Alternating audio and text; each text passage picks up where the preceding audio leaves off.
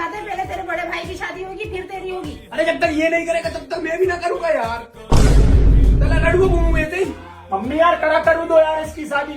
मुझे तो ये समझ नहीं आ रहा इस बेरोजगार को लड़की देगा कौन। मम्मी अगर हम बोल देना मैं आ जाऊँ उनकी बहू, तुम साले फिर बाथरूम में झकमराते रहना। बोलना बड़ा हूँ मैं तेरे से। साला 5 साल बड़ा है तू मेरे से। 30 साल की उम्र में एक लड़की सेट नहीं हुई तुझसे। तेरे चक्कर में तेरा होटल में 6,000 रुपए महीने जा दे रहा है। हो रहा है तो मैं क्या कर लूँ। तेरे इतने हाथ जोड़ रहा हूँ यार भाई साहब, शादी कर ले यार तू। 7 फेरे ले ले बस, पलक तेरी वाली को मैं ही रख लूंगा। तेरे को एक बार में समझ नहीं आता है क्या? 10 बार समझा दिया, नहीं करना मतलब नहीं करना। तो मत करना। चल कल को मैं लड़की भगा लूँ ना मम्मी मेरे से मत बोलना फिर। अरे यार बेबी ये मेरा बड़ा भाई रात से शादी कर ले, बस 1 साल रुक जा।